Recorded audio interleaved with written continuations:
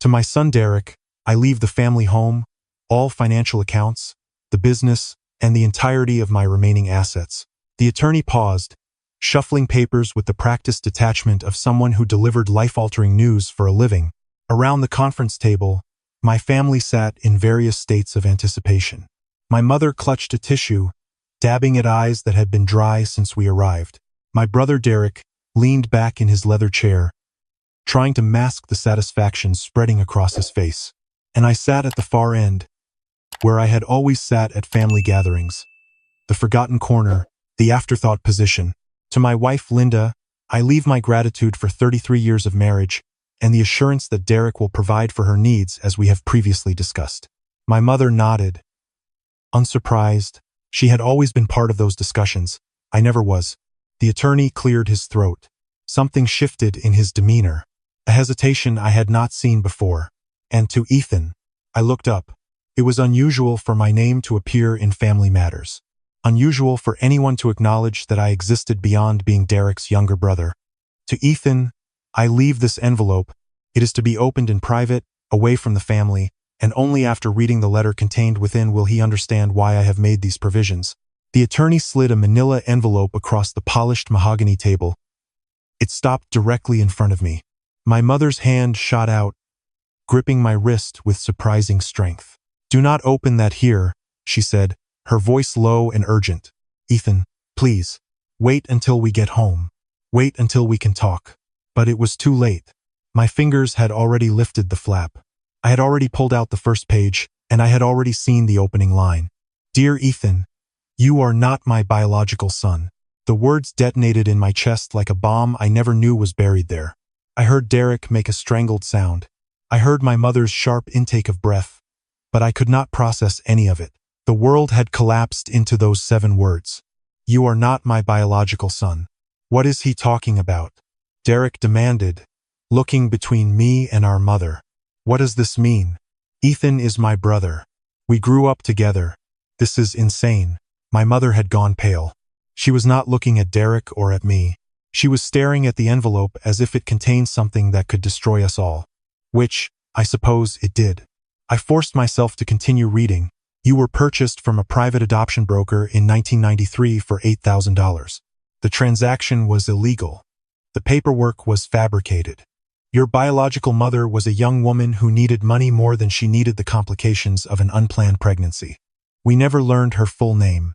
We only knew her as Sarah. I know this changes everything.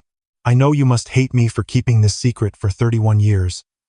But I could not go to my grave without giving you the truth. You deserved better than the way I treated you. I always knew you were not really mine, and I could never forget it. I tried to be fair. I tried to give you what I gave Derek. But I failed. You felt the difference, even if you did not understand why. I am sorry, Ethan, for all of it. Your father, Richard Marshall." I set the letter down carefully. My hands were trembling, though I had not noticed when they started. My mother reached toward me across the table. "Ethan, please. You have to understand. We did it because we wanted you. We loved you. You bought me," I said. My voice sounded foreign in my own ears. Flat, distant, dead. "You paid $8,000 for a baby from some illegal broker, and then you lied to me about it for 31 years. We had to," she insisted, tears streaming down her face. "The legitimate adoption agencies had waiting lists that stretched for years. We just wanted a complete family. We wanted you. You wanted a baby," I corrected. "Any baby. I just happened to be available." I looked at the remaining contents of the envelope. There was a faded receipt acknowledging the payment. There was an original birth certificate I had never seen before, listing my mother as Sarah M. Collins, age 19, of Cleveland, Ohio. The space for the father's name was empty, and there was a photograph of a young woman with dark hair and blue eyes. Eyes that looked exactly like the ones I saw in the mirror every morning. Sarah Collins, my mother. My real mother. I gathered the documents, stood up from the table, and walked toward the door. "Ethan, wait." Derek stepped into my path. His expression was strange, confused, maybe guilty, maybe just uncertain how to handle a situation that his privilege had never prepared him for. "This does not change anything. You are still my brother. Am I? I looked at him, really looked at him, and for the first time, I saw the distance that had always existed between us. Or was I always just the spare, the backup, the purchased addition to make the family portrait look complete? Derek did not have an answer. He stepped aside, and I walked out of that conference room, out of the law firm, out of the life I had thought was mine. I should have seen it coming. 31 years of signs. 31 years of evidence I had been too blind or too desperate to acknowledge. My name is Ethan Marshall. I am 31 years old, and until 2 hours ago, I thought I knew who I was. I grew up in a wealthy suburb of Boston. My father was a successful real estate developer. My mother was the kind of woman who made charity galas look effortless, who always knew exactly what to wear and what to say, who maintained our family's image with military precision. Derek was their golden child from the moment I was old enough to understand such things. He was the firstborn, the heir, the one who carried the weight of expectations and the promise of legacy. He excelled at everything: academics, athletics, social situations. He was the son my parents showed off at parties, the one they bragged about to their friends, the one who made them proud. I was different. Quieter, less obviously impressive. I did well enough in school, but never brilliantly.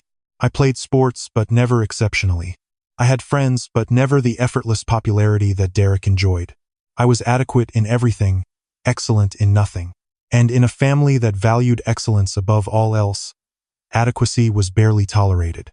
My father never hit me, never yelled at me, never did anything that could be classified as abuse in any traditional sense. But he also never looked at me the way he looked at Derek. There was warmth in his eyes when he watched his older son, pride, affection. When he looked at me, there was something else: distance, obligation, the expression of a man fulfilling a duty rather than experiencing a joy. I remember specific moments that crystallized this difference. When Derek graduated as valedictorian, my father threw a party that lasted until midnight. Family, friends, colleagues, neighbors. Everyone gathered to celebrate the golden child's achievement. When I graduated with honors 2 years later, there was dinner at a nice restaurant. Just the four of us. My mother said she was proud. My father checked his phone through most of the meal.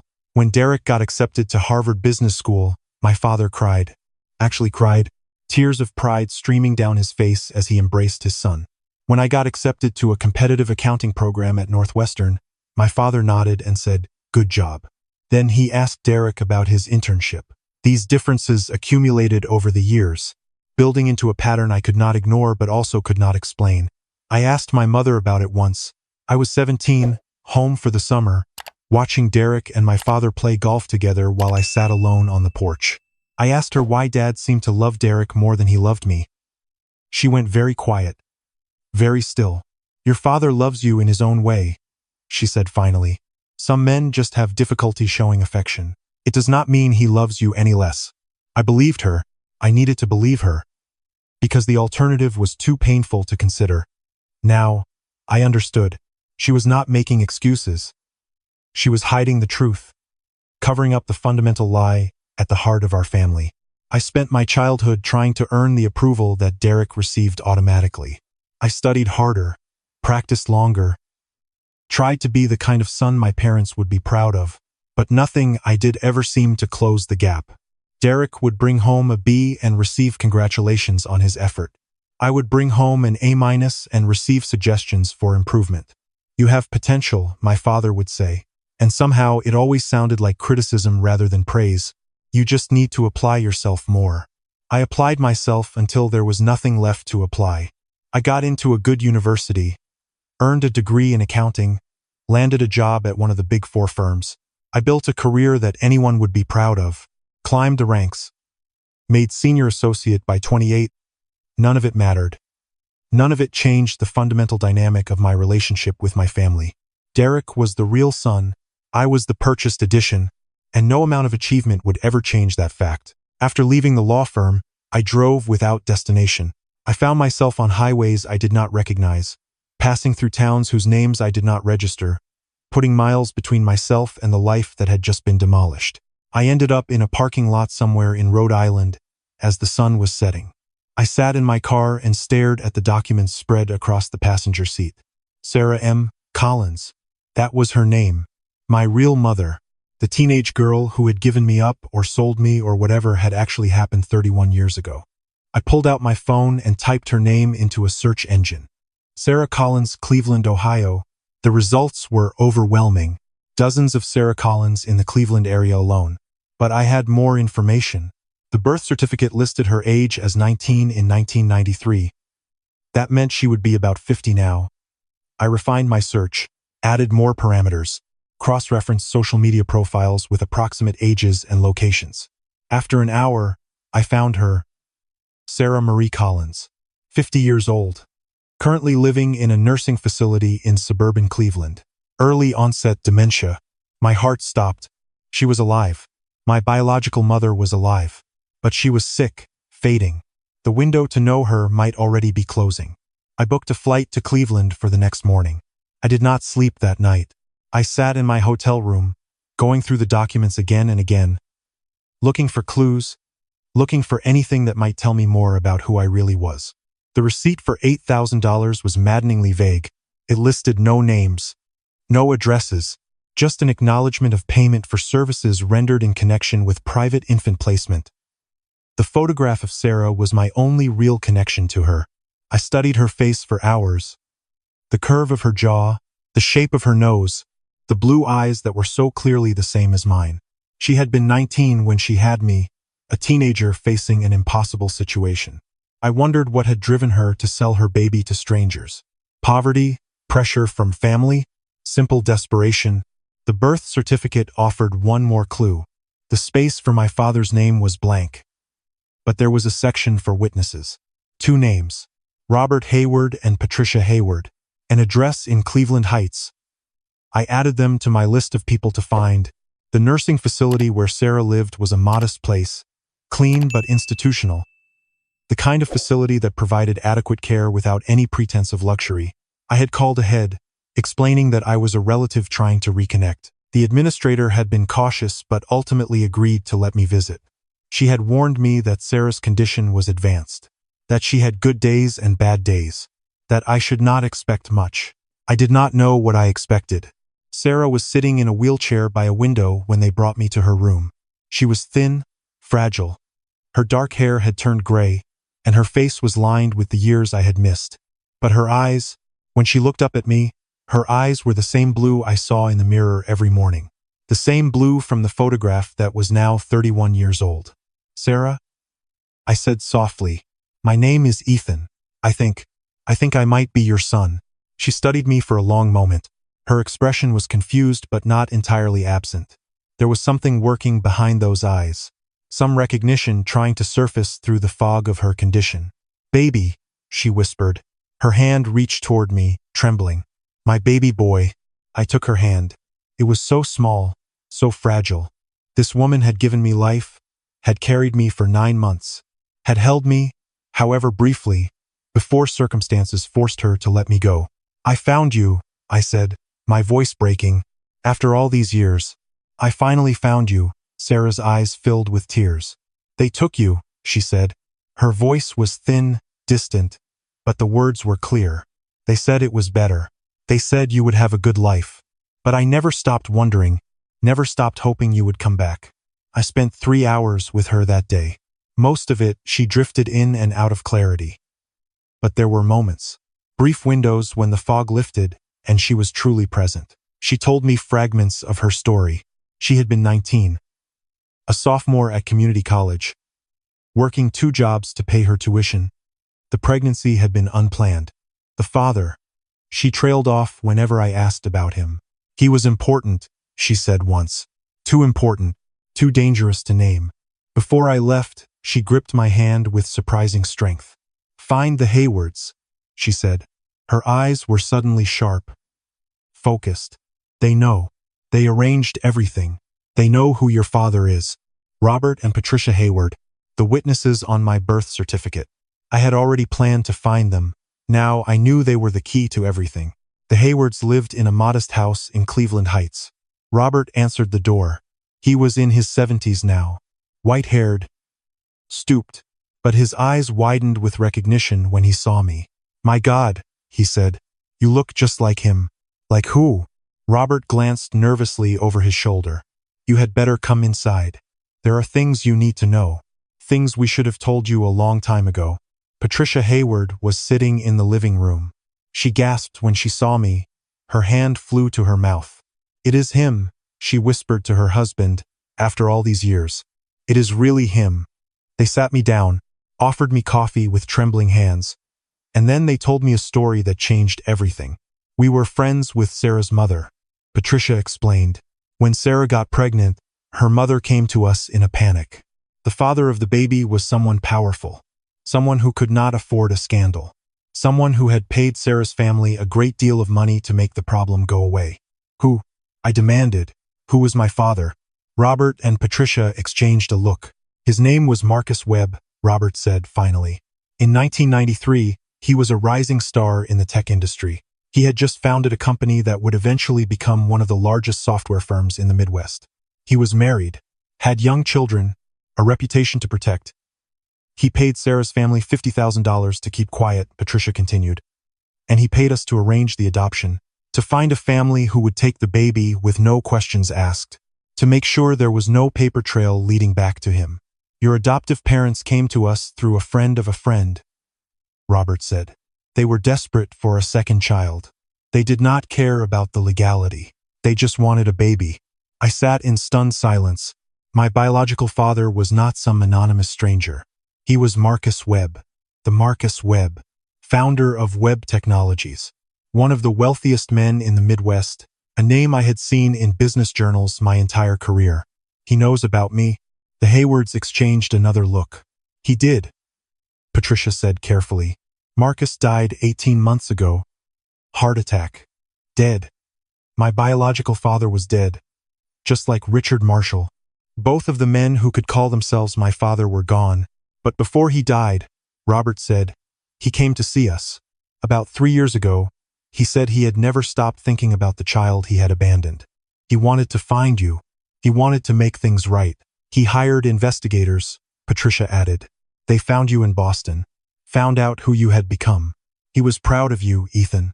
He told us that. He said you had built yourself into something impressive without any help from him. Why did he not contact me? He was afraid of what it would do to his family, to his reputation, to you. He did not want to destroy the life you had built. Robert stood up and walked to a cabinet in the corner. He pulled out a large envelope. He left this with us, said to give it to you if you ever came looking. He was certain you would. Eventually, I took the envelope with numb fingers. It was heavy, thick with documents. I opened it and began to read. The first page was a letter in handwriting I did not recognize. Dear Ethan, if you are reading this, then you found your way to the truth. I am sorry I was not brave enough to tell you myself. I am sorry for so many things. I was 41 when your mother told me she was pregnant. I was already successful, already building the empire that would consume the rest of my life. And I was terrified. I had a wife, children, a reputation that could not survive the scandal of an illegitimate child with a 19-year-old girl. I did something unforgivable. I paid your mother's family to make you disappear. I convinced myself it was for the best, that you would have a good life with a family who wanted you, that I could move on and forget. I never forgot. Every year on your birthday, I thought about you. Every milestone in my own children's lives reminded me of the child I had abandoned. When I finally worked up the courage to find you, I discovered that you had become everything I could have hoped for. Successful, hardworking, a good man despite the circumstances of your beginning. I wanted to reach out. I wanted to tell you who I was. But I was still a coward. I told myself I was protecting you. Really, I was protecting myself. I have left instructions with my attorneys. Upon confirmation of your identity through DNA testing, you will receive a portion of my estate that I set aside specifically for you. It is not enough. Nothing could ever be enough to compensate for 30 years of absence. But I hope it will give you the freedom to live the life you choose. There is also a trust I established in your biological mother's name. Sarah never stopped loving you.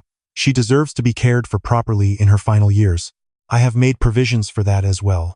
I am sorry I never said these words to you in person. I am sorry I was never the father you deserved.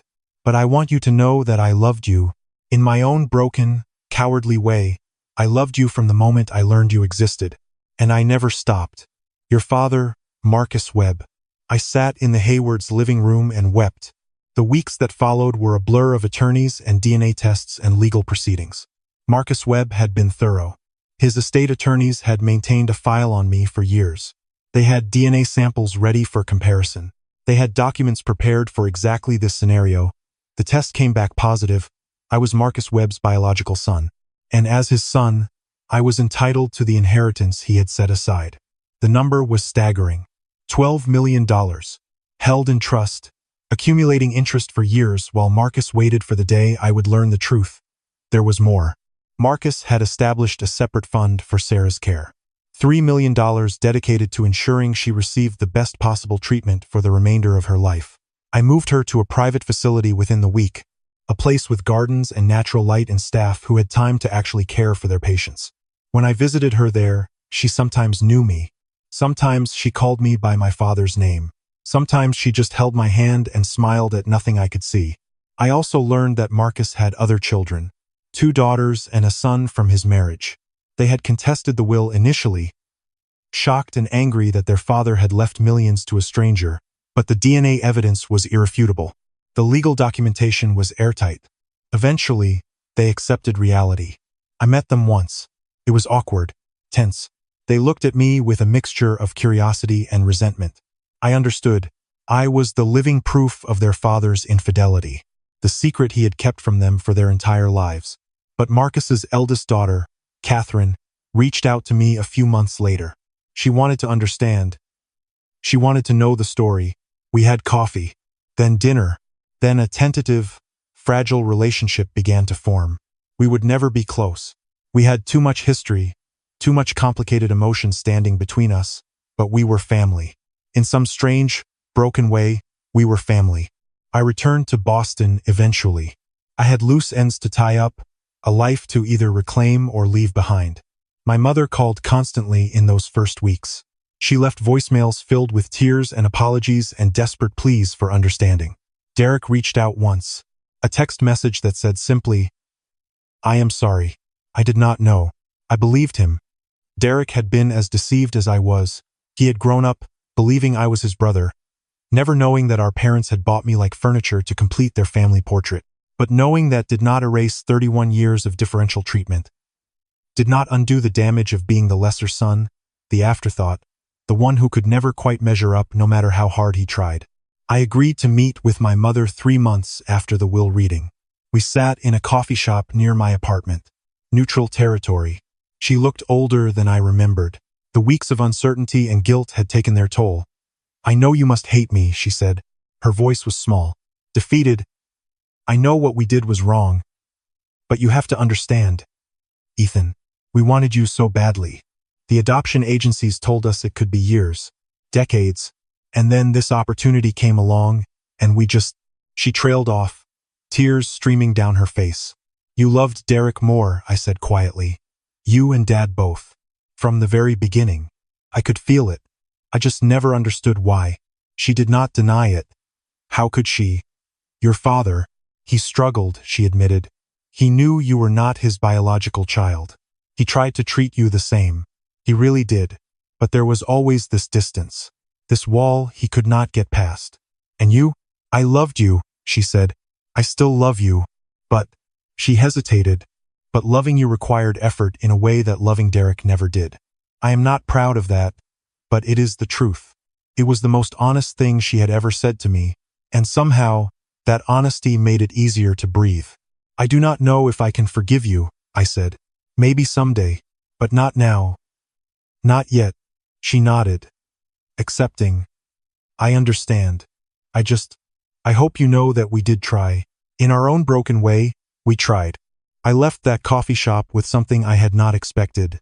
Not forgiveness, not reconciliation, but closure, understanding, the acknowledgement that my childhood had been exactly what I always suspected it was, and that the fault lay not with me but with the circumstances of my arrival and the limitations of the people who raised me. I used part of my inheritance to establish 2 foundations.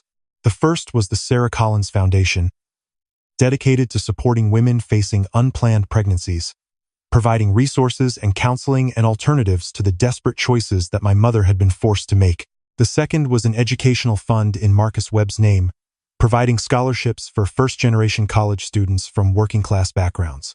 Marcus had not come from money. He had built everything from nothing. I wanted his legacy to reflect that. I visit Sarah twice a month now. Some days she knows me, some days she does not, but I keep coming. I sit with her in the garden of her facility. I hold her hand. I tell her about my life, about the foundations, about the strange journey that brought me back to her after 31 years. On her good days, she smiles. She tells me she always knew I would find her. She tells me she loved me from the moment she felt me move inside her and never stopped loving me even when she could not remember her own name. On her bad days, I just sit with her in silence, holding her hand, being present, giving her what no one was able to give her for 31 years, her son. I am Ethan Marshall. I am also, by blood, Ethan Webb. I carry two names now, two histories, two identities that converge in my body and my story. The name Marshall reminds me of where I came from, of the family that bought me and raised me and never quite managed to love me fully. The name Webb reminds me of where I am going, of the father who watched me from afar, of the mother who never stopped loving the child she lost, of the inheritance that has given me the freedom to become whoever I choose to be. I am 31 years old. I was purchased for $8,000 by people who could never forget that I was not really theirs. I was loved from a distance by a father too afraid to claim me. I inherited $12 million from a man I never met and nothing but painful truths from the man who raised me. It is not the life I expected. It is not the life anyone would choose. But it is my life, finally and completely. And I am only now learning what that means. I do not know what comes next. I do not know who I will become now that I finally know who I am. But for the first time in 31 years, I am excited to find out. Thank you for walking this journey with me. Before you go, I have left two more stories here on your screen. Both from people who discovered that family is not always who you are born to. It is who stands by you when the truth comes out. Click on whichever one calls to you. And if you want to join our community of people who understand what it is like to be the outsider looking in, that subscribe button is your invitation. Until next time, remember, your story matters. Even if they tried to erase it,